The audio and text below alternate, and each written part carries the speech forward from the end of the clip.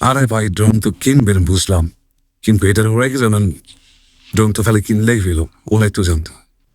আরে ভাই আপনি কি জানেন না DJI Neo তো ফলো মোডে দিলে অটোমেটিক্যালি আপনাকে ফলো করবে, কোনো অপারেটর বা কোনো রিমোটের প্রয়োজন নেই।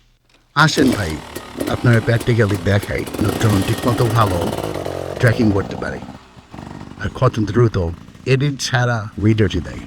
সম্পূর্ণ র আউটপুট DJI Neo 2 ড্রোনের ক্যামেরা থেকে।